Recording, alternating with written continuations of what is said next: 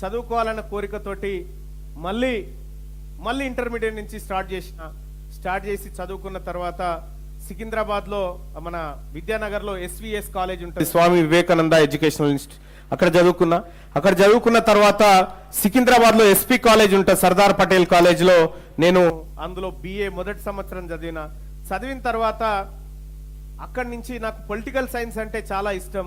ఆ political science మంచి professor ఎక్కడున్నాడని వెతికితే భువనగిరిలో శ్రీ లక్ష్మీనరసింహస్వామి డిగ్రీ కళాశాలలో డాక్టర్ ఎస్ బుచ్చయ్య అని చెప్పి ఖమ్మం జిల్లాలో ఉంటాడు. ఆయన అక్కడ పొలిటికల్ సైన్స్ ప్రొఫెసర్ గా ఉండే ఆయనను రిక్వెస్ట్ చేసి సెకండ్ ఇయర్ నుంచి ఇక్కడికి ఎస్ఎల్ఎన్ఎస్ కాలేజ్కి వచ్చిన. ఎస్ఎల్ఎన్ఎస్ కాలేజీలో నేను సెకండ్ ఇయర్కి వచ్చిన మా ఆవిడ నాకు అక్కడ పరిచయం. అక్కడ ఆమె వాస్తవానికి మీరు వచ్చినట్టుగా చిన్నగా సైకిల్ మీద నడిచి వచ్చే అట్లా ఉంటుండే పరిస్థితి. అప్పుడు ఆవిడ వాస్తవానికి ఆవిడ పేదరికం చూసి ఖచ్చితంగా నేను ఇటువంటి కుటుంబం నుంచి చేసుకోవాలనేటువంటి ఉద్దేశంతో నేను అది చాలా రోజులు నడిచిందిలే, ఒక 9-10 సంవత్సరాల పాటు నడిచింది. కానీ మీ ఇద్దరం ఒకరికొకరు ఆమె ఇక్కడ చదువుకోవడానికి మా డిగ్రీ అయిపోయింది. మొత్తం ఎస్ఎల్ఎన్ఎస్ కాలేజ్ నుంచే మా కాలేజ్ హిస్టరీలోనే రాష్ట్రపతి నుంచి NSS republic day parade award అందుకుంది ఒక నా మిస్సెస్. నెక్స్ట్ ప్రియారిటీ అవార్డు అందుకుంది నేను. అక్కడి నుంచి మేము పీజీ ఎంట్రన్స్ తాగిన. మా బుచ్చే సార్ ఏం చెప్తా ఉండంటే, మీరు ఎప్పుడన్నా ఉస్మానియా యూనివర్సిటీ సాంబార్ తాగి చూసిరా, మీకు ఎప్పుడన్నా తెలుసా, టేస్ట్ తెలుసా అంటుండే మా బుచ్చే సార్. అరే అంత టేస్ట్ ఏముంటుంది అంటే వాస్తవానికి అంత ఆయన మమ్మల్ని ఆడ మంచి భోజనం దొరుకుతుందిరా అని ప్రేరేపిస్తా ఉండు. యూనివర్సిటీలో పడితే మీ బతుకులు మారితే మంచి భోజనం దొరుకుతుంది, ఆ సాంబార్ టేస్ట్ తెలుసా మీకు అని అంటుండే. ఏమో ఇదేందో చూడాల్సిందే అనుకున్నాం. చూడాల్సిందే అనుకొని పీజీ కోసం ప్రిపేర్ అయినాం. పీజీ కోసం ప్రిపేర్ అయితే మేము నలుగురం ఫ్రెండ్స్, నలుగురం ఒకరు మా మిస్సెస్, ఆ తర్వాత నా ఫ్రెండ్ గాజుల్ రమేష్ అని ఉంటాడు, వాడు ఇప్పుడు గవర్నమెంట్ జూనియర్ కాలేజీలో political science lecturer, government job. ఆ తర్వాత ఇంకోడు మా బ్రదర్ ఉంటాడు రఘురాములని, వాడు ఇప్పుడు సర్కిల్ ఇన్స్పెక్టర్. నేను జర్నలిజంలోకి వెళ్ళిపోయి ఎమ్మెల్సీనైనా.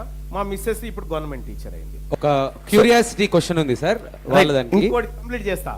అయితే మేము యూనివర్సిటీకి పోవాలనేటువంటి ఉద్దేశంతో బాగా కష్టపడి చదివితే పొలిటికల్ సైన్స్ ఉస్మానియా యూనివర్సిటీలో నాది 90 ర్యాంకు ఎంట్రన్స్లో, నేను యూనివర్సిటీలో జాయిన్ అయినా.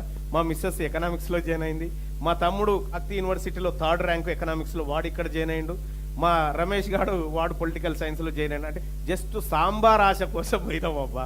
పోయి అట్లా మా మిస్సెస్ నేను ఇద్దరం 9 సంవత్సరాల తర్వాత ఆమెకి ఉద్యోగం వచ్చిన తర్వాత అప్పుడు మేము పెళ్లి చేసుకోవడం జరిగింది. నాకు 2 కూతుర్లు, నాది లవ్ మ్యారేజ్. మా ఆవిడ ఎస్సీ సామాజిక వర్గం, నేను బీసీ సామాజిక వర్గం. Thank you Mallanna garu. ఒక క్యూరియాసిటీ క్వశ్చన్, అంటే దీనికి యూత్ కి సంబంధం ఉంది కాబట్టి ఫస్ట్ మీరు ప్రపోజ్ చేశారా, మేడం ప్రపోజ్ చేశారా?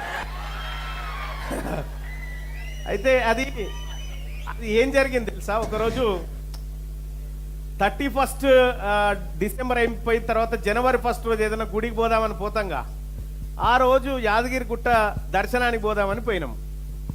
పోతున్నటువంటి క్రమంలో ఆ ప్రసాదాలు, ఆ చేతి దండలు అవన్నీ ఉంటాయిగా, ఈమె నన్ను జర టేక్ కేర్ చేసుకుంటూ ఇగో ఈ కవర్ తీసుకుపోయి ఇంటికని అందులో గ్రీటింగ్ కార్డు పెట్టింది. ఆ గ్రీటింగ్ కార్డులో కూడా వాస్తవానికి ఆమె ఏమి రాయలేదు, అందులో ఉన్నట్టుగా అట్లా ఒక 2 లవ్ సింబల్స్ ఉన్నాయి. ఆ చాలా రోజులు ఆ గ్రీటింగ్ కార్డు ఉండే, బహుశా ఉందో పోయిందో తెలియదు. అయితే అరే లవ్ చేస్తుందా ఏంది అని అనుకున్నా. ఆ తర్వాత ఇంకా తెలియకుండా మా చూపుల్లో కానీ మా వ్యవహారంలో కానీ కంప్లీట్గా మార్పు వచ్చేసింది. అట్లా జరిగిపోయింది అన్నట్టు. అంటే అది ఎవరు చెప్పిరని కాదు, నేను అపోహపడ్డానా ఆమె చెప్పిందా అనేది కూడా కన్ఫ్యూజన్ ఉంది. దానికి ఎందుకు ఈ ప్రశ్న అడిగామంటే సార్, ఇక్కడ యూత్ అందరూ కూడా మీరు మీ కెరియర్ లో పీజీ తర్వాత 9 సంవత్సరాల రిలేషన్షిప్ లో ఉన్నా గానీ పెళ్లికి వెళ్లకుండా ఎక్కడో సెటిల్ అయితేనే ఉపాధి ఉంటేనే ముందుకెళ్ళొచ్చు అని మల్లన్న గారు కష్టపడుతూ క్యూనిస్ లో న్యూస్ ఛానల్లో జాబ్ చేస్తూ వాళ్ళ మేడం గారికి ఉద్యోగం వచ్చిన తర్వాతనే పెళ్లికి వెళ్ళారు. కానీ ఇక్కడ మా యూత్ చాలా మంది ఈ లవ్ అనో డిస్ట్రాక్షన్స్ అనో వేరే విధంగా మధ్యలోనే జీవితాన్ని నాగం చేసుకొని ఆత్మహత్యల వరకు వెళ్తున్నారు. మీరు అలా ఎలా మేనేజ్ చేసుకోగలిగారు? మరి మా యూత్ మీరు జాబ్ లో సెటిల్ ఆల్రెడీ ఎడ్యుకేషన్ లో 5 సంవత్సరాలు కోల్పోయి దెబ్బతినున్నా. రెండోది ఏంటంటే ఇంటికి పోతే ఇంకేం లేదు, మళ్ళా తన్నుడు ఒక్కటే. కాబట్టి లైఫ్ లో సెట్ కావాల్సిందే. ఇవాళ మీరు V6 వార్తలు తీన్మార్ వార్తలు అని వస్తాయి V6 లో, తెలుసా? ఆ వార్తల్ని నేనే డిజైన్ చేసిన. అప్పుడు స్టార్టింగ్ లో V6 ఛానల్ పెట్టినప్పుడు అందులో మల్లన్న గెటప్ వస్తుండే, చూసినావా? అదే ఈ మల్లన్న ఇప్పుడు. అయితే అది నేనే, ఆ వార్తలు డిజైన్ చేసింది నేనే. కంప్లీట్ గా వార్తల విధానాన్ని మార్చేసిన జర్నలిజంలో. నేను చాలా ఇన్వెస్టిగేటివ్ జర్నలిజం చేస్తూ ఉంటే, సో అట్లా నాకు జర్నలిజం పైన పట్టు వచ్చింది. నేను జర్నలిజంలో చేరినప్పుడు నా జీతం 6,000 రూపాయలు ఉండే, 2.5 లక్షల రూపాయల జీతంతో నేను మానేసినది ఇక అప్పుడు. Okay okay. సో యూత్ మీ నుంచి ఇంకేమైనా ప్రశ్నలు ఎవరైనా అడగాలనుకుంటున్నారు? సార్, ఇప్పుడు తెలంగాణలో యువత రాజకీయాల్లోకి వెళ్ళడానికి గల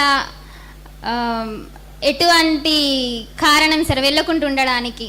అది డబ్బా, లేక కులమా, లేకపోతే కుటుంబ రాజకీయాలా, లేదా యువతలోనే ధైర్యంలోనే ఏమన్నా తక్కువ ఉందా? రైట్. ఒకటి, ఫస్ట్ ఆఫ్ ఆల్ రాజకీయం అనగానే మనకి ఏ రాజకీయం అంటే రాక్షసులు రా బాబు, అదొక రొంపి, అదొక బురద అని మనకు చెప్తారు.